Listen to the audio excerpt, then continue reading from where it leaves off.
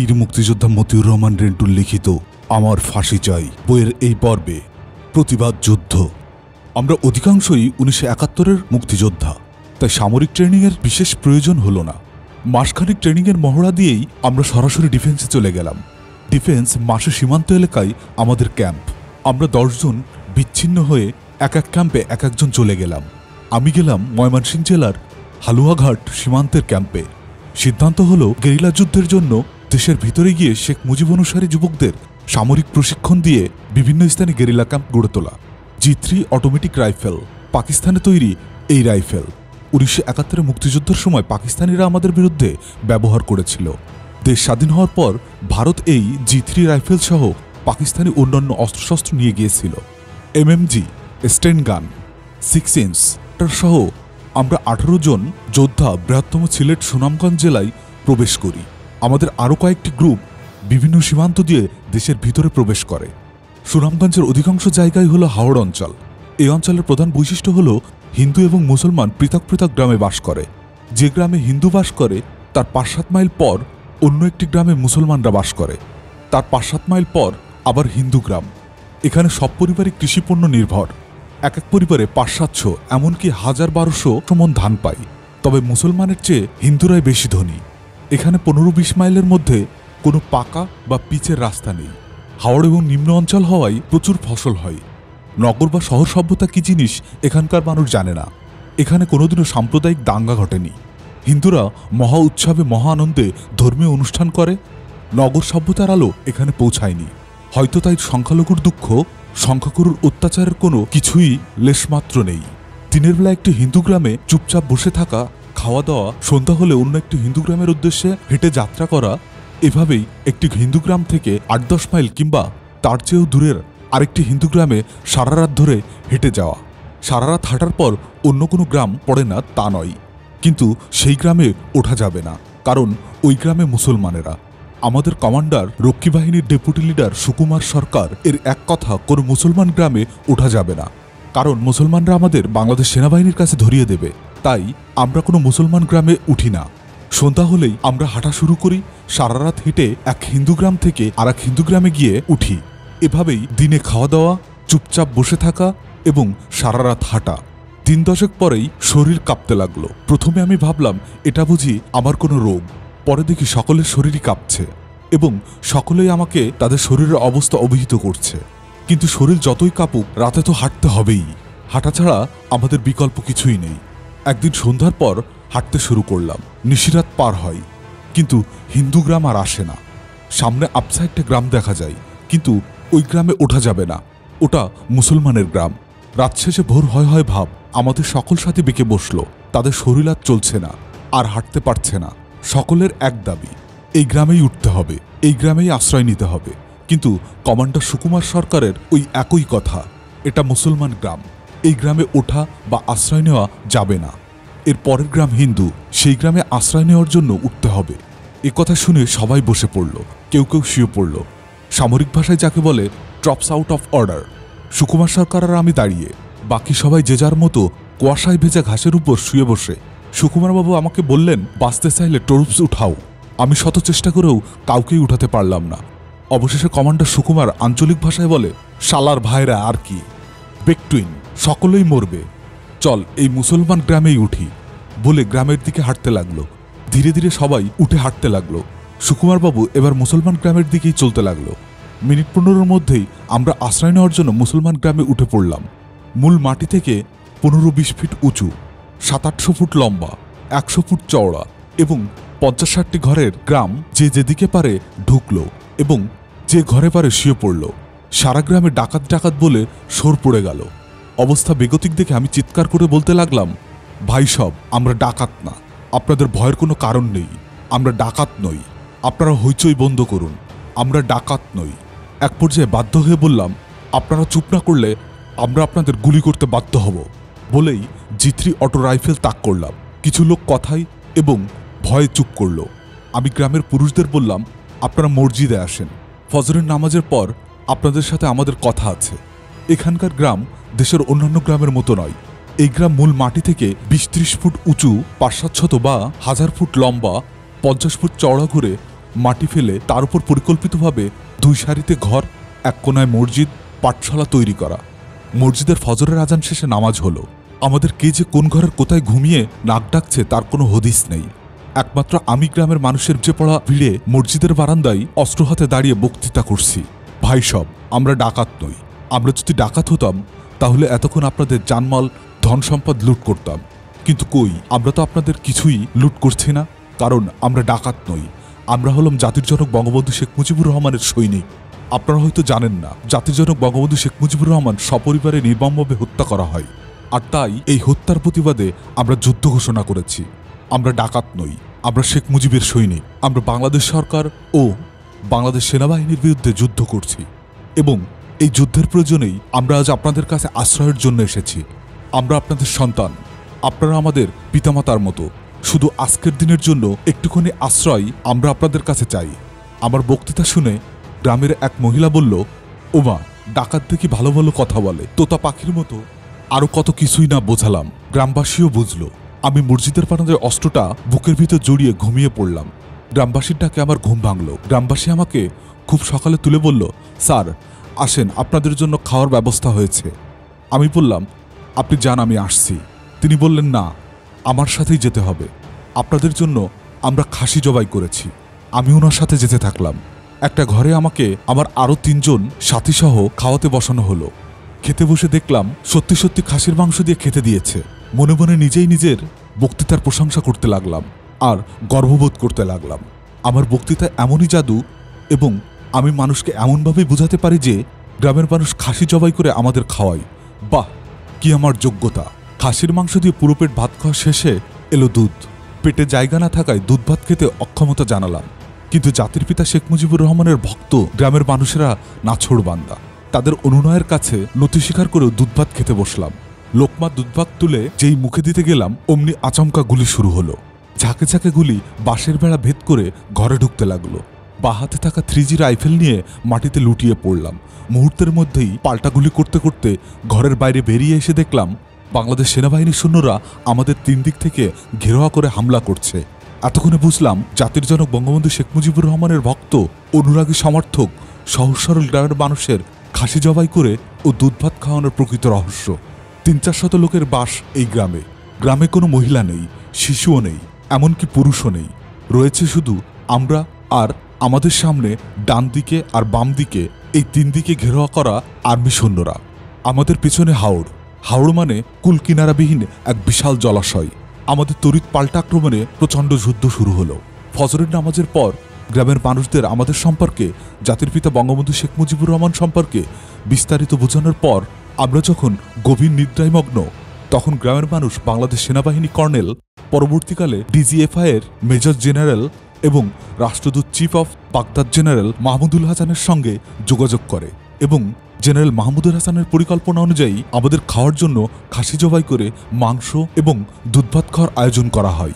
আমরা ঘুমিয়ে থাকতেই মুষ্টিমেয় কয়েকজন লোককে আমাদের খাওয়া দাওয়ার জন্য রেখে গ্রামের বাকি মহিলা, শিশু এবং পুরুষ সকলকেই অন্যত্র সরিয়ে নেওয়া হয়। হিসাবটা এরকম ছিল, আমরা খাসির মাংস আর দুধ ভাত খেয়ে ব্যস্ত থাকব, আর মাহমুদুল হাসানের সৈন্যরা 3 দিক থেকে ঝটিকা আক্রমণ করে জীবিত ধরে নিয়ে যাবে।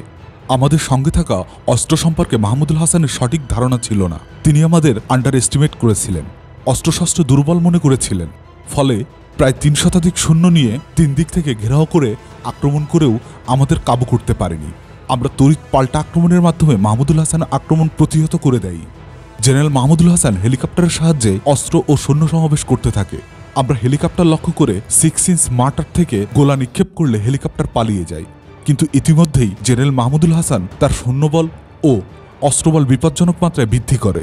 প্রচণ্ড গতিতে যুদ্ধ চলতে থাকে। বাংলাদেশ সেনাবাহিনীর লক্ষ্য আমাদের জীবিত কিংবা মৃত অবস্থায় পরাস্ত করা, আর আমাদের লক্ষ্য প্রাণে বাঁচা। যুদ্ধের কৌশলগত কারণে আমাদের অবস্থান ছিল অনেক সুবিধাজনক, কারণ আমরা ছিলাম গ্রামে অর্থাৎ উঁচু জায়গায়, আর সেনাবাহিনীরা ছিল ধান খেতে অর্থাৎ নিচু জায়গায়। যুদ্ধে আমাদের মিডিয়াম মেশিনগান চালক উপজাতীয় গাঢ় তরুণ আশু মারাক ও তার অল্পবয়সী তরুণ সহকারী চালক দীনবন্ধু মারাক ফিল্মের নায়কের মতো অভূতপূর্ব সাহসিকতার সাথে 100 রাউন্ড গুলির এক চেইন বিশিষ্ট MMG মিডিয়াম মেশিন গান চালাতে থাকে। MMG এর সামনে 2টি পা আছে, এই পা দুটি মাটিতে রেখে শুয়ে থেকে তার উপর এমএমজি চালাতে হয়। কিন্তু আশুমারা ওই রীতি বা প্রশিক্ষণের তোয়াক্কা না করে 100 রাউন্ড গুলির এক চেইন এমএমজি হাতে নিয়ে দাঁড়িয়ে সিনেমার নায়কের মতো শত্রুকে ঘায়েল করতে লাগলো। আর তার সাথে তাল মিলিয়ে কিশোর তরুণ যুবক দিনবন্ধু চেইনের দ্রুত 100 রাউন্ড গুলি চেইন এমএমজিতে ফিট করে দিতে লাগলো। সিনেমায় যেমন নায়ক একের পর এক শত্রু নিধন করে যায়, কিন্তু নায়কের গায়ে গুলি লাগে না, বাস্তব যুদ্ধে আশুমারাক ওই রকম একের পর এক শত্রু নিধন করে যেতে লাগলো, কিন্তু আশুমারাকের গায়ে গুলি লাগলো না। আমরা প্রকৃত অর্থে চারদিক থেকেই ঘেরাও, আমাদের পালাবারও কোনো পথ নেই, কারণ 3 দিকে সেনাবাহিনী আর একদিকে কুলকিনারাহীন হাওড়ের বিশাল জলরাশি। পালাবার কোনো পথ নেই।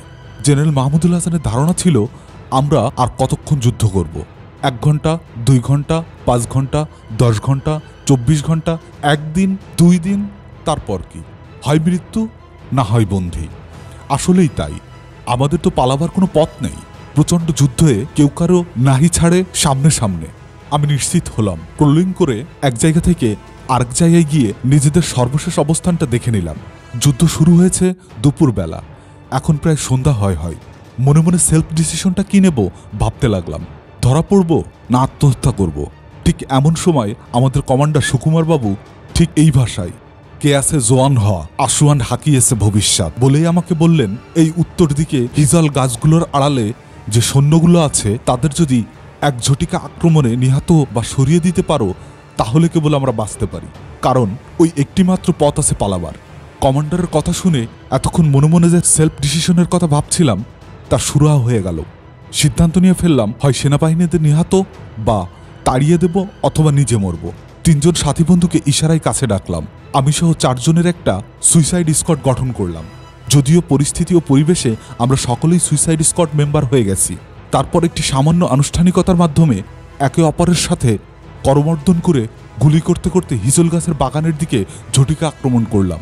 নিজেদের গায়ে গুলি লাগতে পারে সেই পরোয়া করলাম না, শুধু আক্রমণ আর সামনের দিকে এগিয়ে গেলাম। যুদ্ধের ধরন গেল পাল্টে। এতক্ষণ আমরা শুধু শত্রুর আক্রমণে প্রতিহত করতে আত্মরক্ষার্থে পাল্টা আক্রমণ করেছি। শত্রুর ঝাঁকে ঝাঁকে গুলি আমাদের দিকে আসছে, এতে আমাদের কোনো ভ্রুক্ষেপ নেই। আমরা তো মরার জন্য এসেছি। মিনিট 15-এর মধ্যে আমরা হিজল বাগান দখল করে ফেললাম। আর্মির হেলমেট, বুট এবং জায়গায় জায়গায় রক্ত দেখে অনুমান করলাম এখানে সেনাবাহিনীর বেশ সদস্য হতাহত হয়েছে, যার ফলে হতাহত সৈন্যদের নিয়ে বাকি সৈন্যরা এই অবস্থান ত্যাগ করে অন্যত্র অবস্থান নিয়েছে। হিজল বাগান আমাদের পরিপূর্ণ নিয়ন্ত্রণে। আমরা কমান্ডারের অপেক্ষায় রইলাম। সন্ধ্যা হয়ে অন্ধকার নেমে এলো, চারিদিকে ঘুটঘুটে অন্ধকার। যুদ্ধের তেজ কমে এলো। এখন এমনই একটা সময় যখন রাতের চাঁদের ভগ্নাংশ ওঠে রাত 10টা-11টায়। আকাশের চাঁদ ওঠার আগেই এই অন্ধকারেই আমাদের পালিয়ে যেতে হবে। কতক্ষণ জানি না, তবে অনেকক্ষণ হলো আমাদের কমান্ডার এবং অন্য সাথীদের অপেক্ষায় আমরা বসে আছি। চাঁদ উঠলে আমাদের পলানো কঠিন হয়ে পড়বে। চাঁদের আলোয় আমাদের দেখলেই গুলি করে মাথার খুলি উড়িয়ে দিবে। পালাতে পারা তো দূরের কথা, চাঁদ উঠলেই আমাদের হয় পজিশনে থাকতে হবে, না হইলে মারা যেতে হবে। এখনো কমান্ডার এলো না। আল্লাহর কাছে প্রার্থনা করছি, হে আল্লাহ, তুমি আজ মেঘে চাঁদ ঢেকে দাও, না হইলে আমরা মারা যাব। অনেকক্ষণ হয়ে গেল, আমাদের কমান্ডার ও অন্যান্য সাথীরা এখনো এলো না। আবার সেলফ ডিসিশন নিলাম এবং সাথের 3 সাথীকে জানালাম আরও কিছুক্ষণ অপেক্ষা করব। এর মধ্যে কমান্ডার ও অন্যান্য সাথীরা না এলে আমরা পালিয়ে যাব, কারণ আকাশে চাঁদ উঠলে আমরা পালাতে পারবো না। পালাতে হলে চাঁদ ওঠার আগেই পালাতে হবে।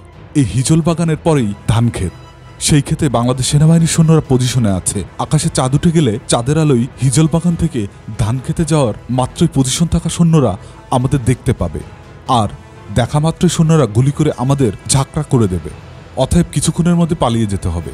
কিছুক্ষণ পর বললাম, আমি এখন পালিয়ে যাব, তোমরা যদি যেতে চাও তাহলে আমার সঙ্গে যেতে পারো। 4 জন মিলিয়ে পালাতে লাগলাম। ঘুটঘুটে অন্ধকার, নিজেকেই নিজে দেখা যাচ্ছে না। আমরা 4 জন একে অপর থেকে যাতে বিচ্ছিন্ন না হয়ে যাই, সেই জন্য গায়ে গায়ে মিশে পথ চলতে লাগলাম। হিজল বাগান থেকে ধান খেতে এসে পড়লাম। ধান ক্ষেত কিছুক্ষণ চলার পর আমরা দাঁড়িয়ে পড়লাম। এত অন্ধকার যে আমরা কি সোজা হাঁটছি না জায়গায় ঘুরছি এটাই বুঝছি না। তবে এভাবে যে পালাতে পারবো না তা বুঝতে পারলাম। হয়তো সারা রাত হেঁটে দেখা যাবে আমরা সেই জায়গাতেই ঘুরপাক খাচ্ছি। সাথের 3 জন ঘাবড়ে গেল, আমিও ঘাবড়ে গেলাম। একজন জিজ্ঞাসা করলো, এখন উপায় কি? বললাম, দাঁড়িয়ে তো থাকা যাবে না, দাঁড়াতেই হবে, তাতে যা হয় হবে। তবে সকলেই খেয়াল রাখবে, গ্রামের মানুষ যে পথে চলে সে পথের ঘাস উঠে সাদা মাটির পথ হয়, সেই পথ অন্ধকারে আবছা দেখা যাবে। আমরা হাঁটতে থাকি, সেই পথ পেলে একটা উপায় হবে। আমাদের একসাথে বিমল বলল, দাঁড়ান, আমার পায়খানা পেয়েছে। আমরা দাঁড়ালাম। বিমল পায়খানা করতে বসেই বলল, পেয়েছি পেয়েছি, পথ পেয়েছি। আমরা দেখলাম, হ্যাঁ, এই তো গ্রামের মানুষের পায়ের চলার পথ। বিমলের পায়খানা শেষে খুঁজে পাওয়া পথ ধরে ধীরে ধীরে হাঁটতে লাগলাম। মনে অনেক ভয়, এই পথ না হারাই। সাথী নওশের আলী নসু বলল, দাঁড়ান, আমার শরীর কেমন ভারী হয়ে উঠছে। বললাম, ভারী হোক আর হালকা হোক, দাঁড়াবার সময় নেই বন্ধু। এরই মধ্যে দেখলাম একটা লোক ধান খেতে বসে বিড়ি বা সিগারেট খাচ্ছে। প্রতি টানে টানে ফুলকি দিয়ে স্পষ্ট আগুন দেখা যাচ্ছে। আমি নিশ্চিত হলাম এই লোক বেসামরিক লোক, মানে পাবলিক। কেননা কোনো সামরিক প্রশিক্ষণপ্রাপ্ত লোক এই সময়ে, এই রাতে, এই যুদ্ধ ময়দানে বিড়ি বা সিগারেট খেতে পারে না। সামরিক প্রশিক্ষণকালেই যুদ্ধ ময়দানে রাতের বেলায় বিড়ি সিগারেট খাওয়ার ভয়ানক পরিণতি সম্পর্কে বিশাল তামিল দেওয়া হয়। সাথী বন্ধুদের বললাম, এই লোককে ধরে গান পয়েন্টে নিয়ে পালাবার পথ বের করে নিতে হবে। এই লোককেই গান পয়েন্টে আমাদের সাথে নিয়ে পালাতে হবে। আপনারা বিড়ির আগুন লক্ষ্য করে ক্রোলিং করে ওই লোকের 2-3 হাত সামনে গিয়ে অবস্থান নেবেন। আমি ক্রোলিং করে পেছন দিক দিয়ে ওই লোককে গান পয়েন্ট করব, যাতে ওই লোক চিৎকার অথবা দৌড়ে পালাতে না পারে। আমাদের কোনো প্রকার শব্দ করা চলবে না, এটা মনে রেখে কাজ করতে হবে। আমরা ক্রোলিং করে যাওয়া শুরু করলাম। আমি ঠিক পিছন দিক দিয়ে ওই লোকের পিঠে হাত রেখে বললাম, ক্যাডা। লোকটা ঘাবড়ে গিয়ে বলল, আমি আমি আমি ধমকের স্বরে বললাম, চুপ। এরপর ধীরে ধীরে ভদ্রলোককে জিজ্ঞাসা করলাম, আপনার নাম কি? ভদ্রলোক বলল, জিতেন হাজং। নামটি আমার চেনা চেনা লাগলো, তবুও G3 রাইফেলের ব্যারেল পিঠে ঠেকিয়ে বললাম, আমাদের পথ দেখিয়ে নিয়ে চলুন, না হলে গুলি করে মেরে ফেলবো। আমরা কাদেরিয়া বাহিনীর লোক। সঙ্গে সঙ্গে ভদ্রলোক বলল, আপনাদের জন্যই তো আমি নৌকা নিয়ে এসেছি। নৌকা কোথায়? ঘাটে। চলুন আগে ঘাটে যাই।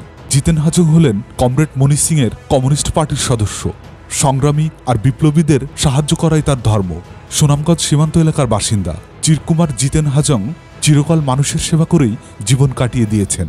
এই সুনামগঞ্জ অঞ্চলে মোটামুটি সমস্ত মানুষ জিতেন হাজংকে চেনে। তিনি ইতিহাস প্রসিদ্ধ তেভাগা আন্দোলন, নাঙ্গলজার জমিদার এবং জমিদারি প্রথা বাতিল আন্দোলনে বিপ্লবী যোদ্ধা ছিলেন। যৌবন বয়সে তিনি কমরেড মনির সিং এর সহযোদ্ধা ছিলেন। তিনি ঐতিহাসিক সাঁওতাল বিদ্রোহের তীরধনুক নিয়ে ব্রিটিশ সৈন্যদের সাথে যুদ্ধ করেছিলেন। 71 সালে আমাদের মহান মুক্তিযোদ্ধার সময় মুক্তিযোদ্ধা হয়েছিলেন, কিন্তু এই অঞ্চলে তেমন একটা যুদ্ধ না হওয়ায় তিনি যুদ্ধ করতে পারেননি বলে দুঃখিত। আন্দোলন, সংগ্রাম, যুদ্ধ জিতেন হাজংয়ের কাছে নেশার মতো লাগে। সীমান্তে আমাদের ঘাঁটিতে তিনি একবার এসেছিলেন। যোদ্ধাদের জিতেন হাজং ভালোবাসতেন। নিজের বিপদ উপেক্ষা করে যোদ্ধাদের সাহায্যে এগিয়ে আসতেন। তিনি দারুণ আনন্দ পান। তাই আমরা যখন সীমান্ত থেকে দেশের ভেতরে ঢুকি, তখন থেকে নিরাপদ দূরত্ব থেকে তিনি আমাদের ছায়ার মতো অনুসরণ করছেন। এই অঞ্চল তার এতই নখদর্পণে যে আমরা যখন রাতে রওনা হতাম, তিনি সহজেই অনুমান করে নিতে পারতেন আমরা এক রাতে পায়ে হেঁটে কত দূরে এবং কোথায় গিয়ে পৌঁছাতে পারি। পরের দিন তিনি আবার আমাদের কাছাকাছি কোনো জায়গায় অবস্থান নিতেন, কিন্তু সরাসরি আমাদের কাছে আসতেন না। এই অঞ্চলের হিন্দু মুসলমান সকলের কাছেই তার সমাদর রয়েছে। ঘর সংসার ত্যাগী চিরকুমার এই পুরুষের কাছেই ছিল আজ এই গ্রামের কাল ওই গ্রামে ঘুরে বেড়ানো। ঘাটে এসে দেখলাম সত্যিই একটা বড় জেলে নৌকা রয়েছে, সঙ্গে 3 জন মাঝি। জিতেন হাজং সহ আমরা 4 জন নৌকায় উঠে বসলাম। আমাদের 4 জনের একজন হলো কমান্ডারের ছোট ভাই অরুণ সরকার। নৌকায় উঠেই অরুণ সরকার বলল, দাদারে ছাইড়া যাবো না, দাদারে আনার ব্যবস্থা করেন। জিতেন হাজং বললেন, তোমরা নৌকায় বহো, আমি কমান্ডারকে খুঁজে আনি। জিতেন হাজং কমান্ডার সুকুমার বাবু এবং অন্য সাথীদের খুঁজে আনতে গেল। আমরা 4 জন নৌকা থেকে নেমে শুয়ে পজিশন নিয়ে থাকলাম। একসময় অন্ধকারে দেখলাম খুবই কাছাকাছি একদল সৈন্য সারিবদ্ধভাবে লাইন দিয়ে আমাদের দিকে আসছে। আমরা 4 জন পজিশনে চুপ করে শুয়ে থাকলাম। সৈন্যরা আমাদের 2-3 হাত দূর দিয়ে নৌকার দিকে এগিয়ে এলো। এরপর কমান্ডার সুকুমার বাবু আস্তে আস্তে কোকিলের কণ্ঠে কুহু কুহু করে ডাক দিলেন। আমরা বুঝতে পারলাম এই সৈন্যদল আমাদেরই সাথী। আমরাও পাল্টা কুহু কুহু ডাক দিয়ে তাড়াতাড়ি নৌকার দিকে গেলাম। সরাসরি দ্রুত সবাই নৌকায় উঠে পড়লাম। নৌকা ছেড়ে দিল। অতিরিক্ত বৈঠা ও মাস্তুল দিয়ে আমরাও নৌকা বাইতে লাগলাম। আকাশে চাঁদ ওঠার আগেই অন্তত 2-3 মাইল দূরে চলে যেতে হবে। দ্রুত গতিতে নৌকা চালাতে লাগলাম। 2/3 ক্ষয় হয়ে যাওয়া চাঁদ চতুর্দিকে হালকা রূপালী আলো ছড়িয়ে আকাশে উঠল। চাঁদের মিষ্টি পরিষ্কার আলোতে সবকিছু স্পষ্ট দেখা যাচ্ছে। কুলকিনারাবিহীন বিশাল জলরাশির মধ্যে একটা নৌকায় আমরা সবাই বসে আছি। এতক্ষণে আমাদের মুখে কথা ফুটল। আমরা সবাই আশ্চর্যজনকভাবে বিধাতার কৃপায় সম্পূর্ণ অক্ষত অবস্থায় পালিয়ে এসেছি। এ যেন কিছুতেই বিশ্বাস হতে চাইছে না। মনের আনন্দে মনে হলো উচ্চকণ্ঠে গান গায়। আমাদের এই বাঁচার পেছনে যার একক অবদান, তিনি আর কেউ নন, তিনি হলেন মানুষের সেবায় উৎসর্গকৃত প্রাণ জিতেন হাজং। জিতং হাজানের প্রতি কৃতজ্ঞতার শেষ নেই, ঋণের শেষ নেই। কোনোদিন কি এমন আসবে যেদিন জিতেন হাজাংয়ের ঋণ পরিশোধ করার অন্তত চেষ্টা করা যাবে? ভোর হলো, নৌকা তীরে ভিড়ল। আমরা সবাই নৌকা থেকে নেমে পড়লাম। জিতেন হাজাংকে বুকে জড়িয়ে ধরে বিদায় নিলাম। আবার পথ চলতে শুরু করলাম। এবার পথ চলার লক্ষ্য হলো সীমান্তের দিকে। উদ্দেশ্য, সীমান্তের নিকটবর্তী জায়গা দিয়ে আমরা ঘুরতে থাকব। জনগণের অবস্থা খুব একটা ভালো দেখলাম না। আমাদের হাতে অস্ত্র আছে বলেই জনগণ আমাদের কিছুই বলেনি, কিন্তু মনে হচ্ছে পারলে জনগণ আমাদের ধরে ফেলে। জনগণকে এত বোঝাচ্ছি জাতির জনক বঙ্গবন্ধু শেখ মুজিবুর রহমান এই দেশের স্রষ্টা, তাকে অন্যায়ভাবে হত্যা হয়েছে, কিন্তু জনগণ গ্রহণ করছে না, কেবলই প্রত্যাখ্যান করছে। মনটা ভীষণ খারাপ। তাহলে কি শেখ মুজিবুর রহমানের জনপ্রিয়তা শূন্যের কোঠায় চেয়েও নিচে নেমে গেছে? জনগণ যদি আমাদের আশ্রয় না দেয়, তাহলে আমরা গেরিলা যুদ্ধ করব কিভাবে? জনগণ আর গেরিলা যোদ্ধার সম্পর্ক হতে হবে পানি আর মাছের মতো। মাছ যেমন পানি ছাড়া বাঁচতে পারে না, গেরিলা যোদ্ধাও জনগণ ছাড়া বাঁচে না। পানি যদি মাছকে আশ্রয় না দেয়, তাহলে মাছের যেমন নিশ্চিত মৃত্যু হবে, ঠিক জনগণও যদি গেরিলা যোদ্ধাকে আশ্রয় না দেয়, তাহলে গেরিলা যোদ্ধারও নিশ্চিত মৃত্যু হবে। মনে নানান প্রশ্ন। শেখ মুজিবুর রহমান কি মানুষের কাছে এতই অগ্রহণযোগ্য হয়ে পড়েছিল? তাকে এইভাবে খুন করা হলো, আমরা তার প্রতিবাদে যুদ্ধ করতে এলাম, অথচ জনগণ আমাদের গ্রহণই করছে না। আসলে সশস্ত্র প্রতিবাদী শেষ কথা নয়। আমরা যারা শেখ মুজিবের অনুসারী, আমাদের নিজেদের কর্ম দ্বারা এবং জনগণকে বোঝানোর মাধ্যমে ধীরে ধীরে আবার শেখ মুজিবের প্রতি মর্মত্বশীল করে তুলতে হবে এবং শেখ মুজিবুর রহমানের হারানো জনপ্রিয়তা আবার ফিরিয়ে আনতে হবে। তাহলেই কেবল আমরা সশস্ত্র যুদ্ধ বা নিরস্ত্র লড়াইয়ে বিজয় হতে পারব। এছাড়া আমাদের অন্য কোনো বিকল্প নেই। জেনারেল মাহমুদুল হাসানের সৈন্যরা জনগণের মাধ্যমেই আমাদের গতিবিধি খবরাখবর নিয়ে পথে পথে অ্যাম্বুশ করতে থাকলো। অ্যাম্বুশ মানে আগে থেকেই ফাঁদ পেতে বসে থাকা। আমরা এক সন্ধ্যায় বাংলাদেশি সেনাবাহিনীর জেনারেল মাহমুদুল হাসানের অ্যাম্বুশের ফাঁদে পা দিলাম। সন্ধ্যায় এক আখ্যাতের পাশ দিয়ে যাওয়ার সময় আগে থেকেই অ্যাম্বুশ করে ফাঁদ পেতে বসে থাকা বাংলাদেশ আর্মির সৈন্যরা অতর্কিত আমাদের হামলা করলো। আমরা আখ্যাতের ভেতরে আশ্রয় নিয়ে পাল্টা জবাব দিলাম। প্রথমে তীব্র লড়াই শুরু হলো, তারপর রাতভর থেমে থেমে সংঘর্ষ চলতে লাগলো। রাত পোহালো, ভোর হলো, সূর্য উঠল। সঙ্গে সঙ্গে সেনাবাহিনীর সৈন্যরা দুর্বার গতিতে পুনরায় আক্রমণ শুরু করলো। আমরা তা যথাযথ জবাব দিতে লাগলাম। যতই বেলা বাড়তে লাগলো, আক্রমণের পাল্টা আক্রমণ ততই বাড়তে লাগলো। আমরা যে আখ খেতে আশ্রয় নিয়েছিলাম, গুলিতে সেই ক্ষেতের আখ ছিন্ন ভিন্ন হয়ে যেতে লাগলো। আমাদের গুলি ক্রমশ ফুরিয়ে যেতে লাগলো। দুপুর গড়িয়ে বিকাল হতে লাগলো। ধীরে ধীরে আমাদের অস্ত্রগুলো একের পর এক থেমে যেতে লাগলো। যখনই আমাদের একটা অস্ত্র থেমে যায়, তখনই বুঝতে পারি আমাদের সাথী যোদ্ধার গুলি হয় শেষ, অথবা আহত কিংবা নিহত হয়েছে। সন্ধ্যা নাগাদ আমাদের একের পর এক প্রায় সকল অস্ত্র থেমে গেল, অর্থাৎ আমাদের প্রায় সকল সাথীর গুলি শেষ, অথবা আমাদের প্রায় সাথীরাই নিহত। সন্ধ্যা হওয়ার সাথে সাথেই অবস্থা বেগতিক দেখে আমরা ক্রলিং করে আক্ষেত থেকে বেরিয়ে ধান খেতে ঢুকে পড়ি। সারা রাত ক্রলিং করার পর যখন সকাল হয়, তখন আমি কোথায় তা আমি জানি না। ধান ক্ষেতের পাতা আর শীষের ধারে আমার সমস্ত শরীর কেটে ফালি ফালি হয়ে সারা দেহ থেকে বিন্দু বিন্দু রক্ত বের হতে থাকে। দীর্ঘ সময় ক্রলিং করার ফলে আমার দু হাঁটু, হাতের দুই কুনোই এবং বুকে চিরক্ষত বিক্ষত হয়ে গেছে। শরীরের অসহ্য যন্ত্রণা, দেহে বল নেই, দেহ আর চলে না, দেহ নিস্তেজ। জীবনের মায়া ত্যাগ করে ধান খেতেই পড়ে রইলাম। একসময় ঘুমিয়ে পড়লাম, না জ্ঞান হারিয়ে ফেললাম জানি না। যখন হুঁশ ফিরে এলো, তখন দেখি একটা কুকুর আমার নাক শুকছে। ধপ করে উঠে বসতেই কুকুরটি ৩-৪ হাত পেছনে সরে গেল। আমার পাশেই পড়ে আছে আমার জীবন রক্ষাকারী G3 অটো রাইফেল আর 2টি ম্যাগজিন। আমার কিছুই মনে নেই কেন আমি এই অবস্থায় এখানে। পেটে শুধু প্রচণ্ড ক্ষুধা, ক্ষুধার জ্বালায় আমি অস্থির। চিন্তা করছি আমি কি স্বপ্ন দেখছি না বাস্তব। ধীরে ধীরে আমার সমস্ত কিছু মনে হতে লাগলো। আমি আমার ভয় পেয়ে গেলাম, শত্রুর ভয়, মৃত্যুর ভয়। সঙ্গে সঙ্গে আমার মরণের সাথী, বাঁচার সাথী প্রিয়তমা G3 অটো রাইফেলটা আবার ম্যাগজিন দুটো হাতে তুলে নিলাম। এখনো একটা ম্যাগজিনের পুরোগুলি ভর্তি, অন্যটা অর্ধেক ভর্তি। আর G3-র সাথে ফিট করা ম্যাগজিনটি 20 রাউন্ড গুলির মধ্যে 3 রাউন্ড গুলি আছে, কিন্তু গুলির ব্যাগটা কোথায় জানি না। এখন সকাল না দুপুর, দুপুর না বিকেল কিছুই বুঝি না। হাতের ঘড়িটা গুলির ব্যাগের মতো কোথায় পড়ে গেছে। পেটের ক্ষুধা নিবারণের জন্য কোনো মানুষের কাছে যাওয়া যাবে না, কোনো গ্রাম বা লোকালয়ে যাওয়া যাবে না। মানুষেরাও আমাদের শত্রু। আমাদের অবস্থা পাকিস্তানি হানাদার বাহিনীর মতো। 1971-এ মহান মুক্তিযুদ্ধের সময় এদেশের যে অবস্থা হয়েছিল, এখন আমাদেরও সেই একই অবস্থা হয়েছে। মানুষ আমাদের সহ্য করবে না, মানুষের কাছে যাওয়া যাবে না। ক্ষুধার জ্বালাই ধান গাছের কচি ডগা, কচি ধানের দুধ চুষতে লাগলাম আর ভাবতে লাগলাম এখনই অন্যত্রে রওনা হব না, সন্ধ্যা হলেই রওনা হব। এখন রওনা হলে শত্রুর কবলে পড়ার বিপদ, আর সন্ধ্যার পর রওনা হলে অন্ধকারের পথ হারাবার বিপদ। কোন বিপদটা গ্রহণ করব? পানির পিপাসায় বুকের ছাতি ফেটে যাচ্ছে, আর কিছুক্ষণ পর পানি পিপাসায় এমনিতেই মরতে হবে। ফুল প্যান্টটা ভাঁজ করে নেংটির মতো বানালাম। শার্টটা খুলে কোমরের সাথে বেঁধে G3 রাইফেলটা বা হাতে দিয়ে শরীরের সাথে মিলিয়ে ধরলাম, যাতে দূর থেকে বোঝা না যায় আমার কাছে অস্ত্র। তারপর সোজা পানির খোঁজে হাঁটা শুরু করলাম। কিছু দূর হাঁটতেই একটা পানির ডোবা পেয়ে পানি খেলাম। এক লোক পায়খানা করে ওই ডোবায় শৌচ কাজ করতে এসেছে। আমি ওই লোকটাকে গান পয়েন্ট করে আমাকে সোজা সীমান্তের দিকে নিয়ে যাওয়ার নির্দেশ দিলাম, না হলে প্রাণের হুমকি দিলাম। সীমান্তের কাছাকাছি আসতেই দূর থেকে ভারতের পাহাড় নজরে এলো। আমি ওই লোকের হাত ধরে তাকে জোর করে নিয়ে আসার জন্য ক্ষমা চেয়ে ছেড়ে দিলাম। তারপর ভারতের পাহাড় লক্ষ্য করে দ্রুত হাঁটতে থাকলাম। সীমান্তে পৌঁছাতেই আমার সন্ধ্যা গড়িয়ে রাত হলো। আমাদের সীমান্ত অঞ্চলে হাইড আউট বা ক্যাম্পে পৌঁছে দেখি আমার যুদ্ধের সাথী বৈদ্যনাথ কর মুমূর্ষু সংজ্ঞাহীন অবস্থায় পড়ে আছে।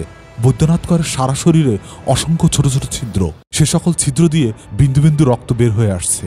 উপজাতীয় সাথী ডাক্তার জন হেনরি এবং রাধাবরণ রায় ঝন্টু বৈদ্যনাথ করকে চিকিৎসা করছে। বৈদ্যনাথ কর সুস্থ হওয়ার পর জানতে পারলাম সে আক্ষেপ থেকে ক্রলিং করে পালিয়ে একটি কচুরিপানা ভরা পচা জলাশয়ে আশ্রয় নিয়েছিল। সেই পচা জলাশয়ে ছিল অনেকদিন না খাওয়া রক্তশোষা যোগ। রক্তশোষা যোগ বৈদ্যনাথকে পেয়েই কিলবিল করে ঘিরে ধরে রক্ত চুষে খেতে থাকে। বৈদ্যনাথ করের প্রসাবের রাস্তা আর পায়খানার রাস্তায় দুই হাত দিয়ে চেপে ধরে বসে থাকে, যাতে যোগ পায়খানা আর প্রস্রাবের রাস্তা দিয়ে পেটের ভিতরে ঢুকতে না পারে। বৈদ্যনাথ করের পালাবার কোনো পথ ছিল না, কারণ বাংলাদেশ সেনাবাহিনীর লোকেরা ওই পুকুর পাড়ে সজাগ পাহারায় ছিল। পালাবার চেষ্টা করলেই ধরা পড়তে হবে, তাই সেনাবাহিনীর হাতে ধরা পড়ার চাইতে যোগকে রক্ত দেওয়াই শ্রেয় মনে করেছে বৈদ্যনাথ কর। বাংলাদেশ সেনাবাহিনী ওই পুকুর পাড় থেকে সরে যেতেই যদি আর 2-1 ঘন্টা দেরি করত, তাহলে রক্তচোষা যোগ বৈদ্যনাথ করের শরীরের সমস্ত রক্ত চুষে খেয়ে ফেলত। রক্তশূন্যতার কারণে এখনও যে কোনো সময় বৈদ্যনাথ কর মারা যেতে পারে। ওই দিনের যুদ্ধে আমি আর বৈদ্যনাথ কর ছাড়া আমাদের বাকি 7 জন সাথী নিহত হয়েছে। জনসাধারণের চরম অসহযোগিতা এবং বিরোধিতার কারণে একই পরিণতি হয় বগুড়ার রেজাউল বাকি এবং দুলাল দে বিপ্লব ও তার সাথীদের। কমান্ডার দুলাল দে বিপ্লব যুদ্ধে প্রচণ্ড মার খেয়ে আহত অবস্থায় নৌকায় করে পালিয়ে আসার সময় তীব্র যন্ত্রণায় তার 2IC মোহাম্মদ হিরুকে নির্দেশ দেয়, হিরু তুমি আমাকে গুলি করে মেরে ফেলো। এই নির্দেশ পালনে 2IC হিরু অক্ষমতা প্রকাশ করলে পুনরায় দুলাল দে বিপ্লব একই নির্দেশ দেয়, কিন্তু হিরুও নির্দেশ পালনে পুনরায় অক্ষমতা প্রকাশ করে। এভাবেই কয়েকবার কমান্ডারের নির্দেশ পালনে 2IC হিরু অক্ষমতা প্রকাশ করার পর কমান্ডার দুলাল দে বিপ্লব অপর সাথী মদনকে এই মর্মে নির্দেশ দেয় যে, মদন, আমি কমান্ডার দুলাল দে বিপ্লব তোমাকে নির্দেশ দিচ্ছি, আমার 2IC হিরুকে আমি যে নির্দেশ দিব, হিরু যদি সেই নির্দেশ পালন না করে তাহলে তুমি হিরুকে গুলি করে মেরে ফেলবে। বলেই 2IC হিরুকে নির্দেশ দিল, আমাকে গুলি করে মেরে ফেল। তখন অন্য উপায় না পেয়ে 2IC হিরু কমান্ডারের নির্দেশে কমান্ডার দুলাল দে বিপ্লবকে হত্যা করতে উদিত হল। 2IC হিরু কমান্ডার দুলাল দে বিপ্লবকে টেনে নৌকার গলুইয়ের বাইরে মাথাটা ঝুলিয়ে দিল। দুলাল দে বিপ্লব তোমাকে পাওয়ার জন্য হে স্বাধীনতা কবিতাটি পড়তে লাগলো আর ফ্যালফ্যাল করে হিরুর দিকে তাকিয়ে থাকলো। হিরু 3G রাইফেলের ব্যারেলটা দুলালদের বিপ্লবের মাথায় ঠেকিয়ে গুলি করে দিল। তোমাকে পাওয়ার জন্য হে স্বাধীনতা কবিতা পড়তে পড়তেই একটা ঝাঁকুনি দিয়ে বিপ্লবের দেহ নিথর নিস্তব্ধ হয়ে গেল। অপরদিকে মুন্সিগঞ্জ জেলার লৌহজং থানার বাসিন্দা ঢাকা কলেজের ছাত্রনেতা মেধাবী ছাত্র মোহাম্মদ ইউনুস যুদ্ধের শুরুতেই গুলিবিদ্ধ হয়। সারাদিন রক্তক্ষরণের পর নাকে মুখে সেন্ডি উঠে ইউনুসের দেহ নিথর নিস্তব্ধ হয়ে যায়। সন্ধ্যায় ইউনুসের দেহ পরীক্ষা নিরীক্ষা করে মৃত সাব্যস্ত করে ইউনুসকে ফেলে অন্য সাথীরা পালিয়ে যায়। বছর 4 পর ঘনিষ্ঠ এক প্রতিবেশীর বাড়িতে এক অনুষ্ঠানে ওই যুদ্ধের কথা উঠলে অনুষ্ঠানের আগত এক ভদ্রমহিলা রাগান্বিত ও ক্রুদ্ধ কণ্ঠে আমাকে গালাগালি দিয়ে বলেন, আমার ভাইকে তোমরা আহত অবস্থায় ফেলে পালিয়ে গিয়েছিলে। ওই ভদ্রমহিলার কাছে জানতে পারলাম তিনি নিহত বলে ধরে নেওয়া মোহাম্মদ ইউনুসের বড় বোন। ইউনুসের বড় বোনের কাছে আরও জানতে পারলাম যে যুদ্ধে ইউনুস আহত হয়েছিল সেই যুদ্ধে ইউনুসদের বিপক্ষে যুদ্ধ করা বাংলাদেশি সেনাবাহিনীতে একজন সুবেদার মেজর ছিল ইউনুসের ফুফাতো ভাই। সেই সুবেদার মেজর ইউনুসের চেহারা এবং ইউনুসের ডান হাতের কবজিতে থাকা কালো জট দেখে ইউনুসকে চিনতে পেরে জেনারেল মাহমুদুল হাসানদের কাছে ইউনুসকে বাঁচিয়ে রাখলে অনেক তথ্য পাওয়া যাবে বলে ইউনুসকে বাঁচিয়ে রাখার প্রস্তাব করেন।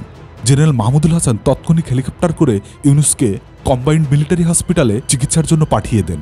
ইউনুসকে ওপেন হার্ট সার্জারি সহ গলা দিয়ে নাভি পর্যন্ত চিরে অপারেশনের মাধ্যমে সুস্থ করে কেন্দ্রীয় কারাগারে পাঠিয়ে দেওয়া হয়। ইউনুসের গলা দিয়ে নাভি পর্যন্ত অপারেশনের এক বিরাট কাটা চিহ্ন নিয়ে 10 বছর জেল খেটে মুক্তি পায়। অন্যদিকে টাঙ্গাইলের এক ব্রিজ ভাঙতে গিয়ে ধরা পড়ে যায় বিশ্বজিৎ নন্দী। সামরিক আদালতে বিশ্বজিৎ নন্দীকে ফাঁসিতে মৃত্যুদণ্ড নির্দেশ দেয়। বিশ্বজিৎ নন্দী ফাঁসির প্রকোষ্ঠে একে একে প্রায় 15টি বছর মৃত্যুর প্রহার গুনতে থাকে। ফাঁসি দেওয়ার নিয়ম অনুযায়ী সূর্য ডোবার পর এবং সূর্য উদয় হওয়ার আগে ফাঁসি কার্যকর হতে হবে। যখনই সূর্য ডুবে যেত, সন্ধ্যা হতো, বিশ্বজিৎ নন্দী অঝোর নয়নে কাঁদতে থাকত, সৃষ্টিকর্তা ঈশ্বরকে স্মরণ করতে থাকত। আজ রাতে আগামী সূর্যোদয়ের আগেই ফাঁসি হবে, আর পৃথিবীর সূর্য দেখব না, পৃথিবীর আলো বাতাস ভোগ করব না, এই সুন্দর ধরনী থেকে চিরতরে বিদায় নিতে হবে। সারা রাত কাঁদতে থাকত আর প্রাণ ভয়ে ভগবানকে ডাকত। জীবনের শেষ ডাক, আর কখনোই ভগবানকে ডাকতে পারবে না, এই ডাকই শেষ ডাক। এই তো জল্লাদ এসে গেছে, এখনই ফাঁসিতে ঝোলানো হবে, এখনই মৃত্যু। ফাঁসির অন্ধপ্রকাষ্ঠের বাইরের দেয়ালে হঠাৎ রোদের ঝলক, এমনই হাসি, অট্ট হাসি, হা হা হা।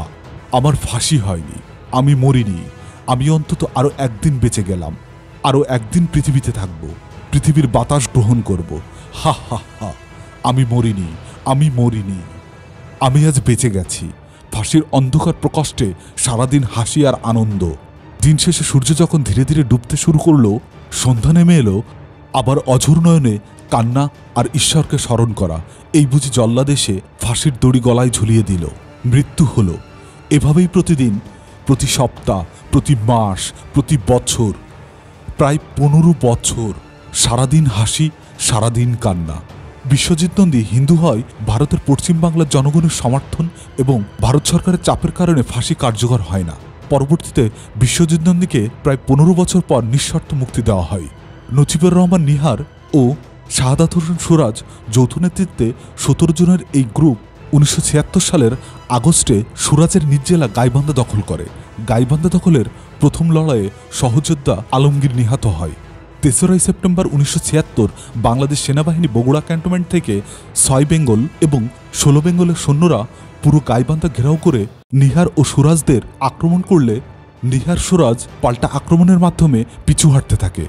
লড়াই পিছু হাঁটা করতে করতে নিহার সুরাজেরা গোবিন্দগঞ্জ থানায় চলে গেলেও সেনাবাহিনীর ঘেরাও ভাঙতে পারেনি। 6 সেপ্টেম্বর 1976 বিকেল 5টায় গোবিন্দগঞ্জের কামাদিয়া গ্রামে নিহার সুরাজদের 8 জন সাথী যোদ্ধা নিহত হয় এবং গুলি শেষ হয়ে যাওয়ায় ও আহত হওয়ায় নিহার সুরাজ, হুমায়ুন সহ 8 জন সাথী বন্দী হয়। বন্দীদের মধ্যে নজিবুর রহমান নিহার, আবু বক্কর সিদ্দিকী, রবিউল করিম রেজা এবং বিকাশ, এই 4 জন যোদ্ধাহত অবস্থায় বন্দী হয়। সুরুজ, হুমায়ুন, মুন্না ও রফিকুল, এই 4 জন অক্ষত অবস্থায় গ্রেপ্তার হয়।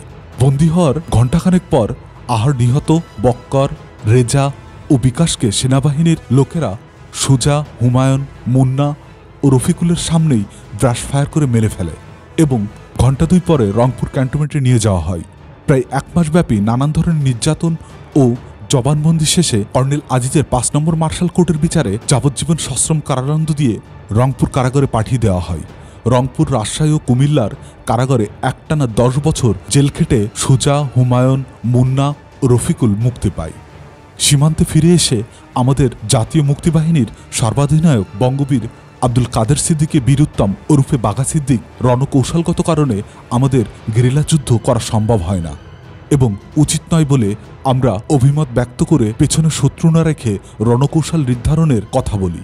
দেশের মানুষের অবস্থা, আমাদের সম্পর্কে মানুষের ধারণা, সর্বোপরি শেখ মুজিবুর রহমানের জনপ্রিয়তা ইত্যাদি বিস্তারিত বিচার বিশ্লেষণ করে কাদের সিদ্দিকী সরাসরি সম্মুখ সমরে সিদ্ধান্ত নিলেন। তিনি ঘোষণা দিলেন, যুদ্ধে যত সময় লাগুক না কেন আমরা সামনাসামনি যুদ্ধ করব, প্রয়োজনে 1 ইঞ্চি করে ভূমিমুক্ত করব, তবুও পেছনে কোনো শত্রু রাখব না। আমরা বৃহত্তর সিলেট ও ময়মনসিংহ জেলার সীমান্ত অঞ্চলে শক্তিশালী ঘাঁটি স্থাপন করলাম এবং বেশ বড় এলাকা জুড়ে মুক্ত অঞ্চল তৈরি করলাম। প্রতিদিন প্রতি মুহূর্তে বাংলাদেশ সেনাবাহিনী ও বিডিআর এর সাথে আমাদের সম্মুখ যুদ্ধ চলতে লাগলো। সেনাবাহিনী বিডিআর তারা চাইতো আমাদের সীমান্তের ওপারে অর্থাৎ ভারতে তাড়িয়ে দিতে। আমরা চাইতাম আমাদের মুক্ত অঞ্চল আরও বাড়াতে। আমাদের সাথীরা ময়মনসিংহ জেলার কবলাকান্দা থানা আক্রমণ করে থানার ওসি আশরাফুদ্দিনকে সশস্ত্র ধরে মুক্ত অঞ্চলে নিয়ে আসে। পরে আমরা ওসি আশরাফুদ্দিনকে চলে যেতে বললে তিনি চলে না গিয়ে আমাদের সাথে একাত্ম হয়ে যুদ্ধ করতে থাকেন। বছরখানেক পর আমাদের সর্বাধিনায়ক কাদের সিদ্দিকী আমাদের পক্ষে রেডিও টেলিভিশনে প্রচার চালানোর জন্য ওসি আশরাফুদ্দিনকে বাংলাদেশ কর্তৃপক্ষের কাছে ফিরে যাওয়ার নির্দেশ দিলে তিনি সশস্ত্রে ফিরে যান এবং কথা মতো ঠিকই রেডিও টেলিভিশনে তার সাক্ষাৎকার আমাদের কথা প্রচার করেন।